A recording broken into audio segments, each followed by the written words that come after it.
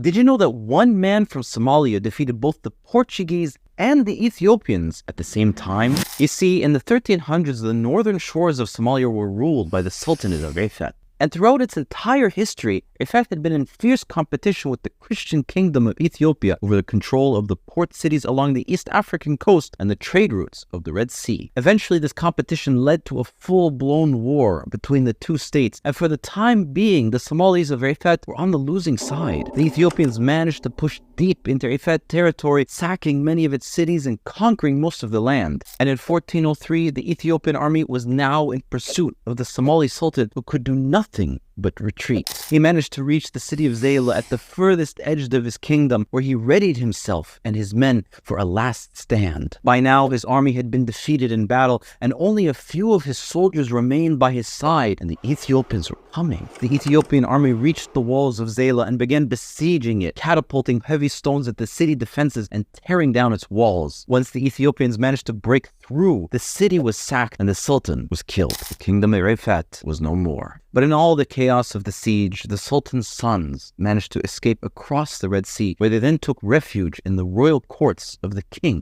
of Yemen. And there they stayed biding their time and waiting for the right moment to strike back.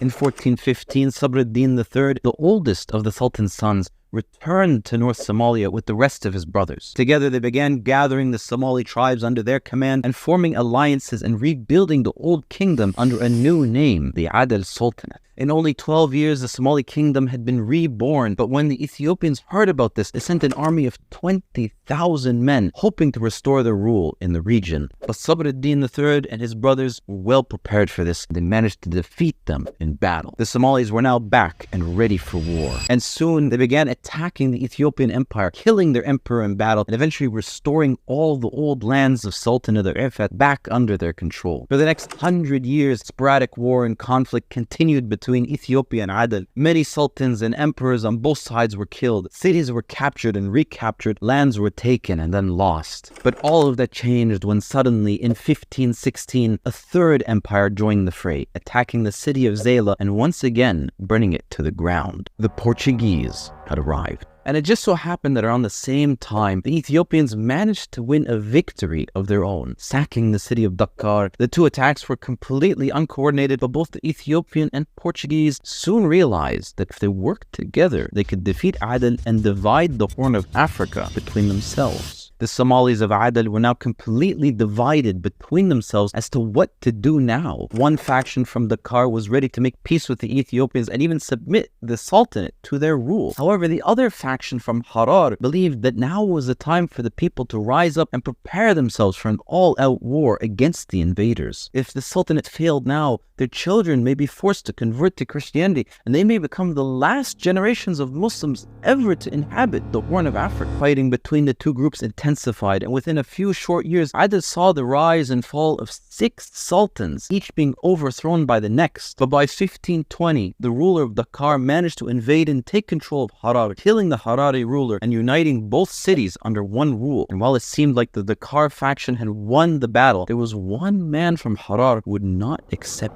defeat. His name was Ahmed ibn Ibrahim al-Ghazi, though he is often called Ahmed Gurey, meaning Ahmed the left-handed. He fled from the Adal Sultanate with a group of less than 100 men, and the new Adal Sultan pursued him with his own army and tried to attack him, but Ahmed Gurey was able to fend off his attacks and even force him into a retreat. But Ahmed Gurey knew better than to continue the fight with so few men, so he continued to flee from Adal and rebuild a new army in exile. When the Ethiopians heard about Ahmed Gurey and his rebel army, they too sent an army to attack him. And Ahmed Gurey heard about their approach and split his army into 3 groups, creating a trap and waiting for the Ethiopians to appear. When the Ethiopians arrived, he attacked them from all 3 sides, surrounding them and defeating them in battle. It was a monumental victory that both gave him a reputation of a skilled commander and his army wealth from the spoils of war. Soon, many of the surrounding Somali tribes joined his cause, and with the new army, Ahmed Gurey managed to seize the city of Harar, becoming the new Sultan of Adal. And around the same time that this was all happening, the Ottomans in the north had managed to take control of Egypt, and were now trying to block the Portuguese fleets from entering the Red Sea. And since Portugal had sided with Ethiopia, now the Ottomans began to support their Muslim brothers in Adal, providing Ahmed Gray with weapons and cannons and even some soldiers. Together in 1529, they launched an invasion of Ethiopia that would bring the kingdom to the brink of collapse, bringing more than 3/4 of the entire Ethiopian empire under Muslim control.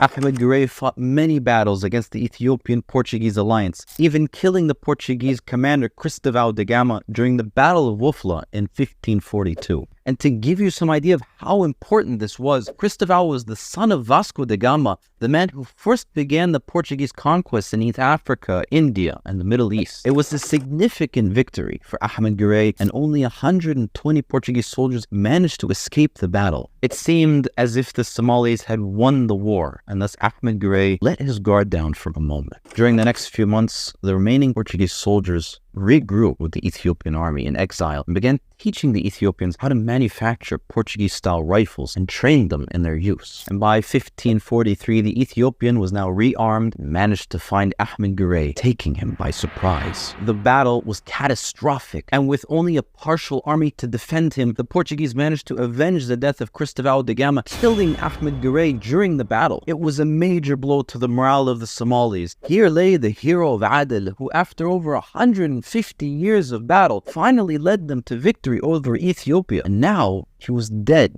on the battlefield. With him, the war had been fought, and now without him, the war was lost. Soon after, Adal signed a peace agreement with Ethiopia, and the original borders between the two nations were eventually restored. Ahmed Gray was a soldier of the Muslims who managed to defeat the Portuguese in battle while simultaneously bringing the Ethiopian Empire to the brink of defeat. And even though Ethiopia managed to survive in the end, Ahmed Gray will go down in history as one of the greatest military commanders the Muslim world ever seen. Like and follow for more Muslim facts.